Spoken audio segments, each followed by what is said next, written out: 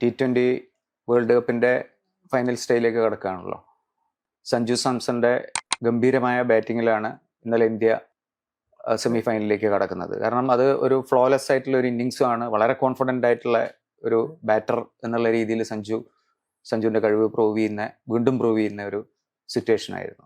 അത് സഞ്ജു അത് വളരെ ഭംഗിയായിട്ട് പറഞ്ഞു. അത് ഞാൻ ഇത്രയും കാലം സ്വപ്നം കണ്ട ദിവസമായിരുന്നു ഇത്. ശരിക്കും അങ്ങനെ തന്നെയാണ് വന്നത്. ഒരു നോക്കൗട്ട് ഗെയിം, ഇത് ശരിക്കും ഒരു ലീഗ് ഗെയിം ആണെന്നുണ്ടെങ്കിലും ശരിക്കും ഒരു നോക്കൗട്ട് ആയിരുന്നു. ജയിക്കുന്ന ടീം സെമിയിലെത്തും. അപ്പോൾ അങ്ങനത്തെ ഒരു സാഹചര്യത്തിൽ സാധാരണ ഈ 200-ന്റെ ടോട്ടലൊന്നും ആരും ചേസ് ചെയ്യാറില്ല. വളരെ അപൂർവം അങ്ങനത്തെ ഈ വലിയ ടൂർണമെന്റ്സിൽ അങ്ങനത്തെ ടോട്ടൽ ചേസ് ചെയ്ത് കണ്ടിട്ടുള്ളൂ നമ്മള്. അപ്പൊ അതിൻ്റെതായിട്ടുള്ളൊരു പ്രഷർ ഉണ്ട്. പിന്നെ പവർ പ്ലേയിൽ നമ്മുടെ 2 പ്രധാനപ്പെട്ട കളിക്കാരുടെ വിക്കറ്റ് പോകുന്നു. അപ്പൊ അങ്ങനെയൊക്കെ വരുമ്പോ താൻ തന്നെ കളി തീർക്കണം എന്നുള്ളൊരു അവസ്ഥ വരെ എത്തി. അപ്പൊ അത് പലപ്പോഴും സഞ്ജുവിന് മുമ്പ് ചെയ്യാൻ പറ്റിയിട്ടില്ല. അപ്പൊ ഇന്നലെ അതായിരുന്നു വലിയൊരു മാറ്റം. പലപ്പോഴും സഞ്ജു നന്നായി കളിക്കുമ്പോഴും അതിപ്പോ IPL ആയാലും ഇന്ത്യക്ക് വേണ്ടി ആയാലും നല്ലൊരു തുടക്കം കൊടുക്കും, പിന്നെ ഔട്ടാവും, ബാക്കിയുള്ളവർ കളി തീർക്കുക. ഇതിപ്പോ പണ്ട് വിരാട് കോഹ്ലിയൊക്കെ ചെയ്തിരുന്ന പോലെ അതേപോലെ ആദ്യം നന്നായി തുടങ്ങി, പിന്നെ സിറ്റുവേഷനൊക്കെ ഒന്ന് നോക്കി അതിനനുസരിച്ച് കളിച്ചു, പിന്നെ കളി തീർക്കുകയും ചെയ്തു. ഇതില് നമ്മളന്ന് ഇതിനു മുമ്പ് സംസാരിച്ചപ്പം ദിലീപ് പറയുന്നുണ്ടായിരുന്നു, സഞ്ജുവിന്റെ കഴിവിനെ പറ്റി പറയുമ്പോൾ തന്നെ സഞ്ജു ഒന്ന് ബ്രീത്ത് ചെയ്യണം, ഒന്ന് മെഡിറ്റേറ്റ് ചെയ്ത് കഴിഞ്ഞാൽ സഞ്ജുവിന്റെ എല്ലാ പ്രോബ്ലംസും ശരിയാവും. കാരണം കഴിവോ അല്ലെങ്കിൽ അദ്ദേഹത്തിന്റെ പ്രതിഭയോ അല്ല പ്രശ്നമായിട്ട് നിൽക്കുന്നത്, ആ കോൺസെൻട്രേഷൻ കിട്ടാത്തതാണ്. പലപ്പോഴും ആ ഒരു കോൺഫിഡൻസ് ചോർന്നു പോകുന്നതായിട്ടും തോന്നുന്നുണ്ട്. അപ്പൊ ഇന്നലത്തോടു കൂടിയിട്ട് നമുക്ക് സഞ്ജുവിന്റെ ആ ഒരു ജീനിയസ് മുഴുവനായിട്ടും പുറത്തു വന്ന ഒരു കളി പോലെയാണ് തോന്നുന്നത്. ഇത് പലരും ഇപ്പൊ എന്നോട് അനേക ആൾക്കാർ ചോദിച്ചിട്ടുണ്ട്. ഇപ്പൊ സുനിൽ ഗവാസ്കർ, രവി ശാസ്ത്രി, സഞ്ജയ് മഞ്ജരേക്കർ, ഇവരൊക്കെ എന്തിനാ സഞ്ജുവിന് വേണ്ടി PR ചെയ്യണം? ആ വാക്ക് PR എന്നുള്ള വാക്ക് ഉപയോഗിക്കും. ഇവർക്കൊന്നും വേറെ പണിയൊന്നുമില്ല, ഇത് എപ്പോഴും ഫ്ലോപ്പ് ആവുന്ന ഒരു കളിക്കാരന് വേണ്ടി. അപ്പൊ ഞാൻ എൻ്റെ ഒരു ഉത്തരത്തിൽ ഒരൊറ്റ ആൻസറേ ഉള്ളൂ അതിന്. അവർക്ക് നമ്മുടെ നന്നായിട്ട് കളി അറിയാം. അതുകൊണ്ട് തന്നെയാണ് അവർ ഇത്രയും കാലം സഞ്ജുവിനെ സപ്പോർട്ട് ചെയ്തിട്ടുള്ളത്. ആ കഴിവ് അവര് മുമ്പേ, രവി ശാസ്ത്രി എനിക്ക് ഓർമ്മയുണ്ട്, 2015 സഞ്ജു ഇന്ത്യക്ക് ആദ്യം കളിക്കണതിന് മുമ്പ് തന്നെ ആ സഞ്ജു എന്ന് എത്രയോ തവണ എന്നോട് പറഞ്ഞിട്ടുണ്ട്. അപ്പോഴൊന്നും അവര് പിക്ക് ചെയ്യാത്ത കാരണം കൺസിസ്റ്റന്റ് ആയിരുന്നില്ല, അത് കാരണം മാത്രം. പിന്നെ ഇന്നലത്തെ കളി എന്ന് പറഞ്ഞാൽ ഇപ്പൊ കളിയിൽ 3 തരം വിശ്വാസമുണ്ട് ഏത് സ്പോർട്ടായാലും. ഒന്ന് നമുക്ക് സ്വന്തം നമ്മളിൽ തന്നെയുള്ള വിശ്വാസം. പിന്നെ ഇപ്പൊ സഞ്ജു കളി കഴിഞ്ഞിട്ട് താങ്ക് ദ ലോർഡ് ഓൾമൈറ്റി അങ്ങനത്തെ ദൈവവിശ്വാസം എങ്ങനെയാ, അത് എല്ലാത്തിലും മേധ ടീമിന് നിങ്ങളിലുള്ള വിശ്വാസം. അതുണ്ടെങ്കിലാണ് അത് ഭയങ്കര ഒരു ഫോഴ്സാണ് ഏത് കളിക്കാരനായാലും.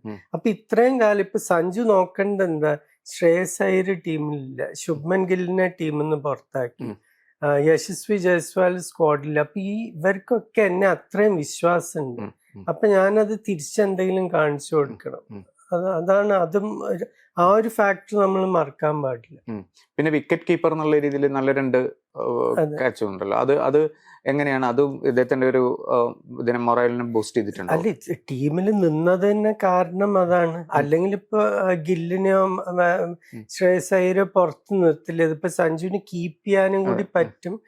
ശരിക്കും പറയാ ഇഷാൻ കിഷന്റെ നല്ല കീപ്പറും കൂടിയാണ്. അപ്പൊ ആ ഒരു കാരണം കൊണ്ട് തന്നെയാണ് സഞ്ജു സ്ക്വാഡിൽ നിന്നത്. അപ്പൊ അത് തീർച്ചയായിട്ടും. പിന്നെ ഏതൊരു കളിക്കാരനും, ഇപ്പൊ ഏതൊരു ഓൾറൗണ്ടറായിട്ട് കളിക്കുന്ന കളിക്കാരനും ഒരു സ്കില്ല് നന്നായി ചെയ്താൽ മറ്റേത് ചെയ്യാൻ വരുമ്പോ അതിൻ്റെതായിട്ടുള്ള ഒരു കോൺഫിഡൻസ് കിട്ടും. വെസ്റ്റ് ഇൻഡീസും മോശമായിട്ടല്ല കളിച്ചത്, കാരണം വെസ്റ്റ് ഇൻഡീസും നല്ലൊരു റെക്കോർഡ് ചേസിനുള്ള ടോട്ടൽ ഉയർത്തി. പക്ഷെ വിൻഡീസിന് എന്താണ് പറ്റിയത്? 2 ടീമിന്റെയും ക്യാച്ചിങ് വളരെ മോശമായിരുന്നു. അത് പ്രധാനപ്പെട്ട സമയങ്ങളിൽ ഇപ്പൊ അഭിഷേക് ശർമ്മ 2 ക്യാച്ച് വിട്ടത്, അത് വേറൊരു ദിവസമാണെങ്കിൽ ചിലപ്പോൾ ഇന്ത്യ തോൽക്കുകയായിരുന്നു. അതേപോലെ ഇന്നലെ ജെയ്സൺ ഹോൾഡർ സാധാരണ ബക്കറ്റ് പോലത്തെ കയ്യിലുള്ള ഒരാളാണ്, സാധാരണ ക്യാച്ച് ഒന്നും വിടാറില്ല. പക്ഷെ ഒരു പ്രധാന സമയത്ത് ക്യാച്ച് വിട്ടു. അത് ഇങ്ങനത്തെ കളികളിൽ പറ്റും. ഞാൻ നേരത്തെ പറഞ്ഞ നോക്കൗട്ടിന്റെ പ്രഷറിൽ പറ്റും ചിലപ്പോൾ. അതായിരുന്നു ഒരു വലിയൊരു വ്യത്യാസം. അല്ലാതെ ഇപ്പൊ നോക്കിക്കഴിഞ്ഞാൽ അവർക്കുള്ള കളിക്കാർ വെച്ച് അവരെ കൊണ്ട് പറ്റണ പോലെ അവർ കളിച്ചു ശരിക്കും. പിന്നെ ഇപ്പൊ എല്ലാം നമ്മൾ പ്ലാൻ ചെയ്ത പോലെ ഇപ്പൊ അവര് ആദ്യം വിചാരിച്ചിട്ടുണ്ടാവുക 220 ആയിരിക്കും. പക്ഷെ 24 റണ്ണിന്റെ ഓവറിന് ശേഷം അർഷ്ദീപ് സിംഗ് വളരെ നന്നായി തിരിച്ചു വന്നു 19ാമത്തെ ഓവറിൽ. അപ്പൊ രണ്ട് സൈഡിലും നല്ല കളിക്കാരുള്ളപ്പോ അങ്ങനത്തെ ഒരു ഈവൻ ഒരു മാച്ച് ആയിരിക്കും. നമ്മൾ പറഞ്ഞ പോലെ തന്നെ ഇതിനു മുമ്പ് നമ്മളൊരു പ്രിവ്യൂ എന്നുള്ള രീതിയിൽ പറഞ്ഞത് ഏതാണ്ട് ദക്ഷിണാഫ്രിക്ക ഇന്ത്യ ഫൈനലായിരിക്കും. നമ്മളെ തോൽപ്പിക്കാൻ ശക്തിയുള്ള ഒരു ടീം ദക്ഷിണാഫ്രിക്കയാണ്. ദക്ഷിണാഫ്രിക്കയുടെ ഇതുവരെയുള്ള ഒരു ഫോം, അവരുടെ കളികൾ വെച്ച് നോക്കുകയാണെങ്കിൽ വളരെ ഒരു അത്രയും ആധിപത്യമുള്ള കളിയായിട്ടാണ് തോന്നുന്നത്. ഇപ്പൊ ഇനിയിപ്പോൾ ഉള്ള 2 കളികളിൽ ഈ 4 ടീമിനെയും വെച്ച് എങ്ങനെ വിശകലനം ചെയ്യുന്നത്? ദക്ഷിണാഫ്രിക്കയുടെ കാര്യം പറയുകയാണെങ്കിൽ എനിക്ക് ആകെയുള്ള സംശയം അവർ ജയിക്കാത്തത് മാത്രമാണ്. അപ്പൊ ഒരു ഫൈനലിൽ എത്തുമ്പോൾ അതിൻ്റെതായിട്ടുള്ള ഒരു പ്രഷറാണ്. ഇപ്പൊ ഇന്ത്യക്ക് അത് ഹാൻഡിൽ ചെയ്യാൻ പല കളിക്കാർക്കും അതിന്റെ അനുഭവം ഉണ്ട്. ഫൈനലിൽ ജയിച്ചിട്ടുണ്ട്, തോറ്റിട്ടുണ്ട്. ജയിക്കാത്തൊരു ടീമിന് എപ്പോഴും അതൊരു പ്രശ്നം. ന്യൂസിലൻഡിന് അതേ പ്രശ്നം ഉണ്ടാവും. എങ്ങാനും ന്യൂസിലൻഡ് ദക്ഷിണാഫ്രിക്കയെ തോൽപ്പിച്ച് ഫൈനലിൽ എത്തിക്കഴിഞ്ഞാല് എപ്പോഴും ഫൈനലിൽ തോറ്റിട്ടുള്ള ഒരു ടീമാണ്. ഇന്ത്യയും ഇംഗ്ലണ്ടും നേരെ തിരിച്ച് പല ഫൈനലും ജയിച്ചിട്ടുണ്ട് അടുത്ത കാലത്ത്. അപ്പൊ അത് കാരണം ആ ഒരു അനുഭവം ഒരു വലിയൊരു നോക്കൌട്ട് ഗെയിമിൽ അത് വലിയ പ്രധാനമാണ് ശരിക്കും. എന്താ വെച്ചാൽ ഇത് പലപ്പോഴും ഈ സഞ്ജുവിന്റെ കാര്യം നമ്മൾ നേരത്തെ പറഞ്ഞപ്പോൾ ഇത് സ്പോർട്സും മനഃശാസ്ത്രവും തമ്മിൽ വളരെ അടുത്ത ബന്ധമാണ്. അത് പലർക്കും ഈ അടുത്ത കാലത്താണ് ക്രിക്കറ്റിൽ അത് മനസ്സിലായി തുടങ്ങിയത്. ഇപ്പൊ എനിക്ക് ഓർമ്മയുണ്ട്, ബ്രയൻ ലാറയുടെ കൂടെ കളിക്കണതിനെ പറ്റി ഒരിക്കൽ രാംനരേഷ് സർവൺ പറഞ്ഞു, ശ്രീലങ്കയിൽ പോയി മുരളിയെ കളിക്കുമ്പോൾ ഇവർക്ക് ആർക്കും പിക്ക് ചെയ്യാൻ പറ്റുന്നില്ല മുരളിയുടെ ദൂസര എന്താണ്, മറ്റേ ഓഫ് ബ്രേക്ക് എന്താണ്. അപ്പൊ മറ്റേ അറ്റത്ത് ലാറ ബാറ്റ് ചെയ്യുമ്പോൾ പോയി പറഞ്ഞു ഇതെന്താ, how do I play this doosra എന്ന് പറഞ്ഞ് അടുത്ത ഓവർ മുരളി ബോൾ ചെയ്യാൻ വന്നപ്പോ ലാറ 2 സ്റ്റെപ്പ് എടുത്ത് 6 അടിച്ചു. ദാറ്റ്സ് ദ ദൂസര എന്ന് പറഞ്ഞു. അപ്പൊ സർവൺ പറഞ്ഞത് എനിക്ക് അത് കഴിഞ്ഞിട്ടും ദൂസര പിക്ക് ചെയ്യാൻ പറ്റില്ല, പക്ഷെ ലാറ അത് കാണിച്ചു തന്നു, ഇയാളും വെറും ഒരു മനുഷ്യനാണ്, പേടിക്കേണ്ട ആവശ്യമില്ല, നീ പോയി കളിക്കുക. അപ്പൊ അങ്ങനെ ഒരു ചെറിയൊരു ഇത് മതി. ഇപ്പൊ ഞാൻ അടുത്ത കാലത്ത് നമ്മൾ റെക്കോർഡ് ചെയ്തപ്പോ കോഹ്ലിയോട് സച്ചിൻ പറഞ്ഞ കാര്യം പറഞ്ഞു, now you know U belong. അങ്ങനെ ഒരു ചെറിയൊരു ട്രിഗർ മതി ഒരു കളിക്കാരന് ആ ഒരു വിശ്വാസം കിട്ടാൻ വേണ്ടി.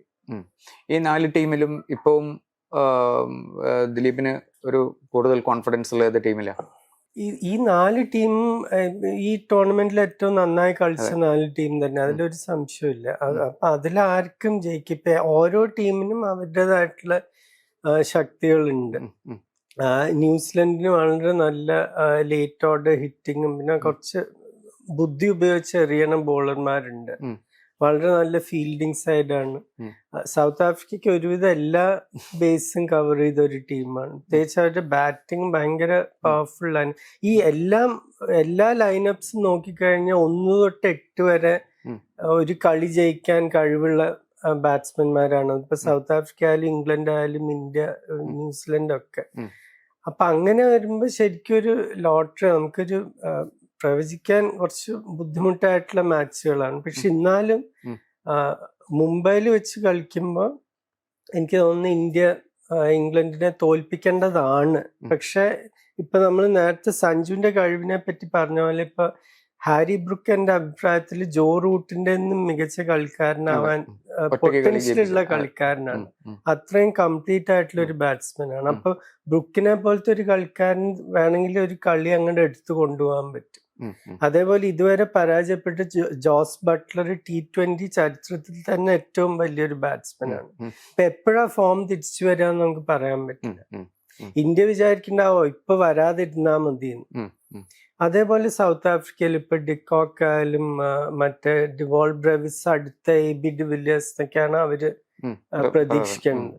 പിന്നെ അവരുടെ ബോളർമാര് ലുങ്കി ഇൻഗിറ്റിലെ സ്ലോ ബോൾസ് ഇതൊക്കെ ആർക്കും അടിക്കാൻ പറ്റിയിട്ടില്ല.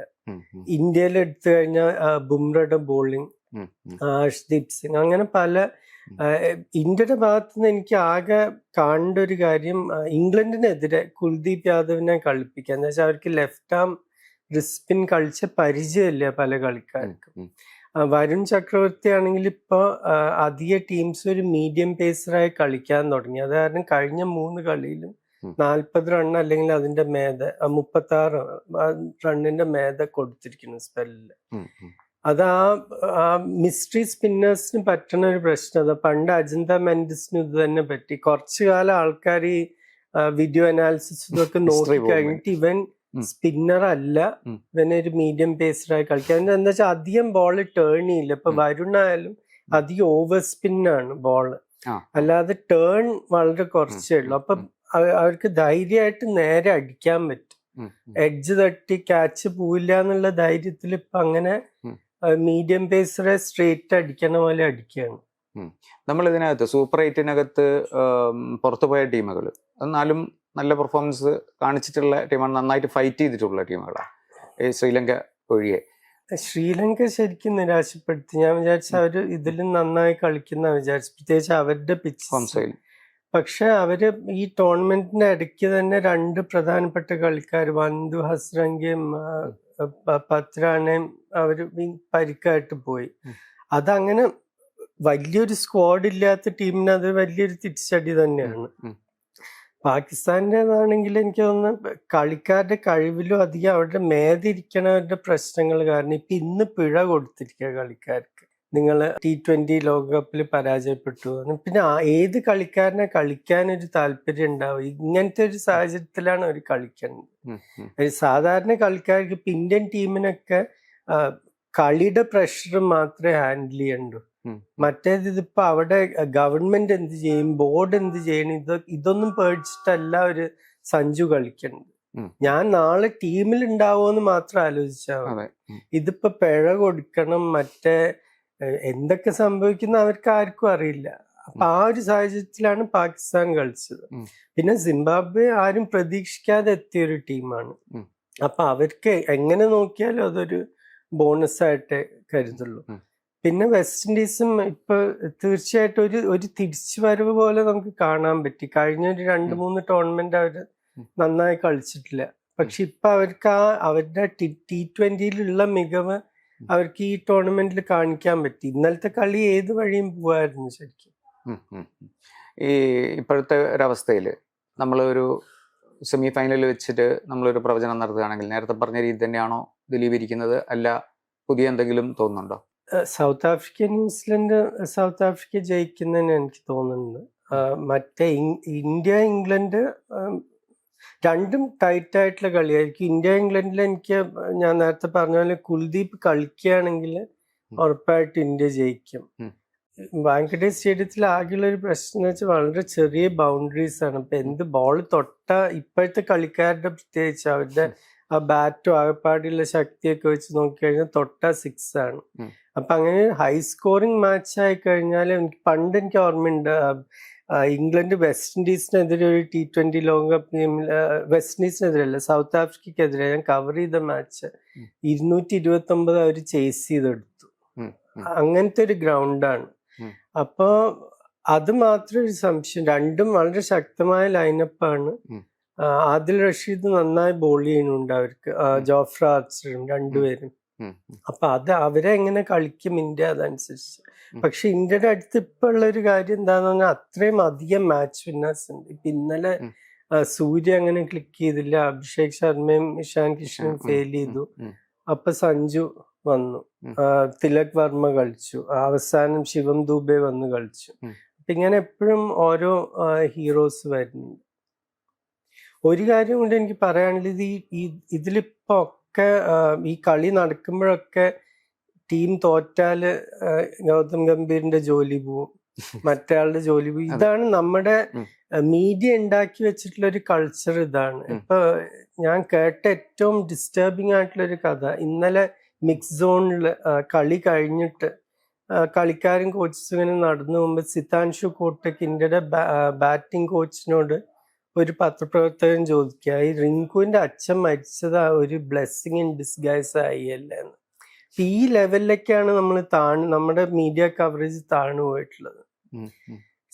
ഒരു കളിക്കാരന്റെ അച്ഛൻ മരിച്ചിട്ട് അതൊരു നല്ല കാര്യമായിട്ടാണ്, അവൻ കളിക്കാത്തത് കാരണം നമ്മൾ ജയിച്ചല്ലോ എന്നാണ് ആലോചിക്കുന്ന ആൾക്കാർ. ആ ഒരു പ്രഷർ വെച്ചിട്ടാണ് നമ്മുടെ കളിക്കാർ കളിക്കുന്നത്. അപ്പൊ ടീം മാനേജ്മെന്റും അതേപോലെ തന്നെ അത് ശരിക്കും നമ്മൾ അപ്രീഷിയേറ്റ് ചെയ്യേണ്ട ഒരു കാര്യം. ഇപ്പൊ ഈ മനഃശാസ്ത്രത്തിന്റെ കാര്യം പറയുമ്പോൾ അത് തന്നെയാണ് ഇപ്പൊ ഗംഭീരും റയൻ ടെൻഡോസ്കാറ്റയും ഒക്കെ സഞ്ജുവിന്റെ കൂടെ ചെയ്തിട്ടില്ല. ഞാൻ എല്ലാ കളിക്ക് മുമ്പും എനിക്ക് അറിയണ 2 ജേർണലിസ്റ്റ് എല്ലാ മാച്ചും ഇന്ത്യയുടെ കവർ ചെയ്യുന്നുണ്ട്. എല്ലാ പ്രാക്ടീസ് സെഷൻ കഴിഞ്ഞ് ഞാൻ അവരെ വിളിക്കും, ആര് ബാറ്റ് ചെയ്തു ആര്. അപ്പൊ ഈ കഴിഞ്ഞ 4 മാച്ചിന് മുമ്പ് ഏറ്റവും സമയം നെറ്റ്സിൽ ചെലവഴിച്ചിട്ടുള്ള ഒരു കളിക്കാരൻ സഞ്ജുവാണ്. അപ്പൊ എനിക്കറിയായിരുന്നു സഞ്ജു കളിക്കുന്നു. എന്തുകൊണ്ട് അവർക്ക് അത്രയും വിശ്വാസം ഉണ്ടായിരുന്നു? ഇപ്പൊ അഭിഷേക് ശർമ്മ ഫോമിലല്ല, അതിന് പല കാരണങ്ങളുണ്ട്. അതും നമ്മൾ മനസ്സിലാക്കണം. ഒരു കളിക്കാരൻ 6 കിലോ വെയിറ്റ് പോയി കഴിഞ്ഞാൽ അത് പല രീതിയിലും അത് ബാധിക്കും. പക്ഷെ അഭിഷേക് ശർമ്മയെ പുറത്താക്കാതെ ഇപ്പൊ തൽക്കാലം ആ ലോഡ് സഞ്ജുവിന് കൊടുക്കുക, അതാണ്. അപ്പൊ അതും സഞ്ജുവിന് ആ വിശ്വാസവും കൊടുക്കണം. ഇപ്പൊ പണ്ട് ഈ മനഃശാസ്ത്രം സ്പോർട്സിലേക്ക് കൊണ്ടുവന്ന ലിവർപൂളിന്റെ ബിൽ ഷാങ്ക്ലി ഒരിക്കൽ കെവിൻ കീഗൻ എന്ന് പറഞ്ഞ കളിക്കാരൻ, പിന്നീട് European player of the year ഒക്കെ ആയി. കെവിൻ കീഗൻ പക്ഷെ വരുന്നത് സ്കന്തോപ്പ് യുണൈറ്റഡ് എന്ന് പറഞ്ഞ ചെറിയൊരു ക്ലബ്, പലരും കേൾക്കാത്തൊരു ക്ലബ്. ഇവിടെ വരുമ്പോ ഒരു വലിയ ക്ലബിന് കളിക്കണം, ആർക്കെതിരെ കളിക്കണം. ആദ്യത്തെ ഒരു match West Ham United, Bobby Moore England ലോകകപ്പ് ജയിപ്പിച്ച ക്യാപ്റ്റൻ. ബിൽ ഷാങ്ക്ലി കെവിൻ കീഗനോട് പറഞ്ഞ, ഇവന് വയസ്സായി, നോക്കൂ ഇന്നലെ രാത്രി ബാറിലായിരുന്നു തോന്നുന്നു, കണ്ടിട്ടൊരു ഷേപ്പിലും അല്ല, ഓടാൻ വയ്യ, നീ പോയി കളിച്ചോ. കീഗൻ ഒരു ഗോൾ അടിച്ചു, ഒരു അസിസ്റ്റ് കൊടുത്തു, 4-1 കളി ജയിച്ചു. തിരിച്ച് ഡ്രസ്സിംഗ് റൂമിൽ വരുമ്പോ ബിൽ ഷാങ്ക്ലി പറഞ്ഞു, നീ ഇന്ന് ആരുടെ എതിരെ കളിച്ചാറിയ, ഫുട്ബോൾ ചരിത്രത്തിലത്തെ ഏറ്റവും മികച്ച സെന്റർ ബാക്കിന്റെ എതിരെ. ഞാൻ നിങ്ങളല്ലേ പറഞ്ഞു ഇയാൾ കള്ളുകൂടിയനാണ്, കളിക്കാൻ അറിയില്ല. അപ്പൊ അതാണ് മനഃശാസ്ത്രം. അപ്പൊ അത് ചെയ്യാൻ പറ്റിയിട്ടുണ്ട് ഗംഭീറിനും ബാക്കി കോച്ചിങ് സ്റ്റാഫിനും സഞ്ജുവിനും ആ വിശ്വാസം കൊടുക്കാൻ പറ്റി. പിന്നെ സ്വന്തം തനിക്കുള്ള വിശ്വാസം കൂടി, അതില്ലാതെ ഒരു കളിക്കാരനും വിജയിക്കാൻ പറ്റും.